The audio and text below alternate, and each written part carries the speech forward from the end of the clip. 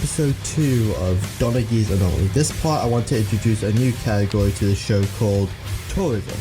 This is a part of the show where I talk about different places which I have visited, and I shall give them my personal review and talk and suggest whether or not you should take your family to stay there. Now, to start this off, I'm going for a pretty big one and something that I've been told by everyone's mother that it's impossible. I shall give my personal review of New York City. What? So then, New York City. Well, it's pretty much earned its nickname as the city that never sleeps, mainly because you can't. I haven't seen any apples, but it's pretty darn big and is definitely the business capital of America and is home to some of the most well-known tourist attractions in the world, which draw in thousands of tourists to visit the experience of a lifetime. So is it worth taking your family to visit there for a holiday, etc.? No. Now, what I'm going to do is talk about most of the places in New York that I've visited and tell you why they're mostly overrated. So, without further ado, let's get started with... Now, by far the main problem with New York is just how unfavorably cramped in everything feels. Seriously, you're trying to walk through Times Square and you feel like you're in a herd being moved from checkpoint to checkpoint. There's no point where you can just sit down and take a breather because they don't give you a lot of benches or on the side or something to relax yourself.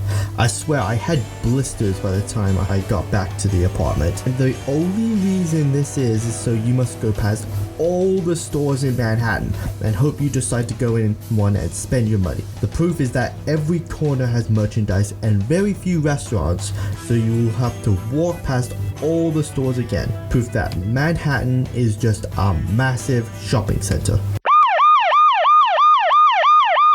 The subway system is the quickest and most efficient way to travel in New York. It isn't that comfortable or spacey, but it's sole purpose to get you from A to B, which it does. But they can get crampy and the people, will get to that, can be pretty mental.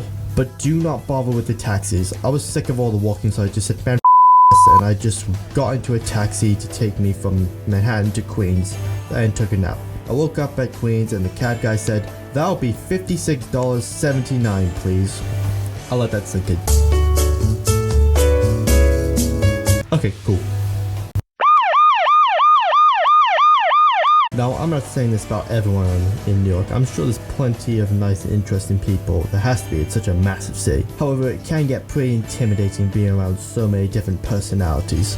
And I recommend do not make eye contact with any strangers around you. You really don't know what their reaction may be, and it may get physical. There was this black woman on the subway train who just had an argument with another woman getting off, and she just sat the opposite to me, and judging from the way she was acting before, it was definitely the best choice to make zero eye contact. However, as long as you don't bother them, they will bother you. But to me, the worst people in New York are these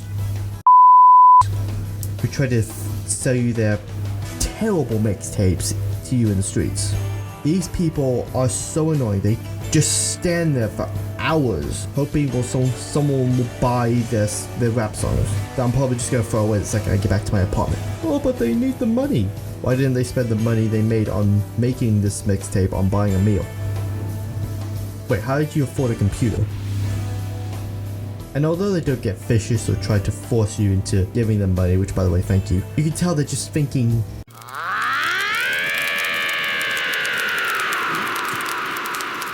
I can get real intimidating for a family just wandering the streets, so those are the people who bother me the most personally.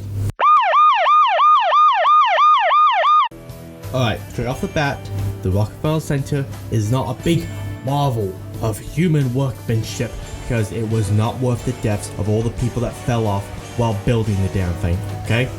So let's get that right out the way. And as for the building itself, yeah, the ice skating, it's fun, but other than that, it's a really small, cramped-in shopping mall and wickedly overpriced clubs for the rich.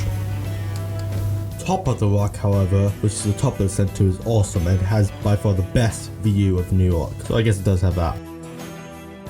Times Square was to me everything I disliked about New York. It was just a massive, crowded, outside market of product placement.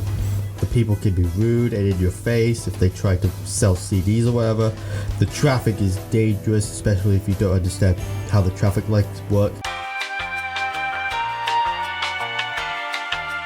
And it's probably my main source as to why New York just feels so crowded and cramped in. Because you're in between these massive buildings, there are people everywhere.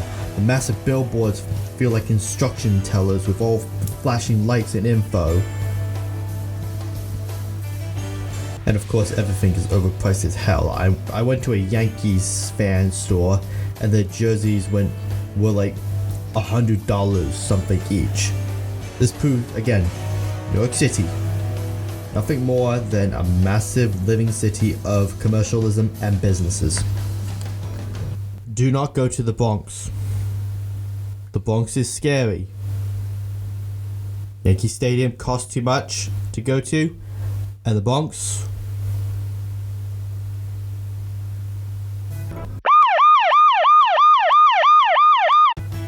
now, since New York is such a big place, of course there's going to be some people who make a mess, like throwing their food or trash on the ground, and you're gonna have potheads stinking up the place. But could you at least have like a department that goes out at certain times to clear this mess up so the tourists don't think, oh, this is what I was expecting from what's supposed to be one of the greatest cities in the world. This trashy mess just makes me feel like I'm wandering through some random town not meant for tourists. Speaking of which, even when you first show up at the airport, it doesn't really feel that much different from, say, London. I thought, okay, it was a long trip, I'm tired, I'll go to bed and see how it works out in the morning. And yes, the first glance from the shoreline into Manhattan is pretty exciting. The novelty soon wears off once you're in the walking part of the trip.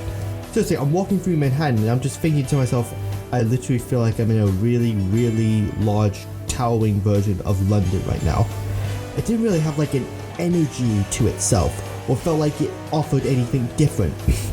The view and scenery is phenomenal, and is by far the best part about my trip.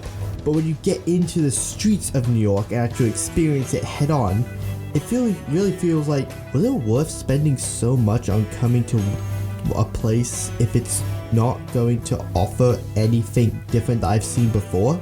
And the parts that are different are usually the places you wish to avoid. And finally, this one's personal for me, but number 7, the Border Police. So during my stay in New York, I decided, you know, I want to visit Canada for 2 days. And Canada is awesome. It was by far the best part about my trip. Nice people, small towns, great nature, and the hotel was fantastic. However though, the border guys into Niagara from New York were just plain childish. My dad mentioned to the border guy about how much we preferred Canada over New York, and we could clearly tell the guy just decided to let us wait for a while he had a conversation with his mate. Why? Because we prefer the kinder and more civilized Canadians over the stinky, obnoxious American culture? Grow up, dude. Look, I've got some news for you. America is not the greatest country in the world. Yes, I said it. We have freedom. So does the UK, and about 179 other sovereign states have a form of freedom. I'll just let my man Jeff Daniels take it from here. There is absolutely no evidence to support the statement that we're the greatest country in the world. We're 7th in literacy, 27th in math, 22nd in science, 49th in life expectancy, 178th in infant mortality, 3rd in median household income, number 4 in labor force, and number 4 in exports. We lead the world in only 3 categories: number of incarcerated citizens per capita, number of adults who believe angels are real, and defense spending, where we spend more than the next 26 countries combined, 25 of whom are allies. It's when you ask what makes us the greatest country in the world, I don't know what the f you're talking about. Yosemite? Well, that's a lot off my chest. Now, I do think overall New York isn't the greatest thing in the world, and I'm sure as hell we'll be going back there anytime soon, but in a strange way, I'm kind of, not glad, but proud that oh, what am I saying? It sucks. See you next time.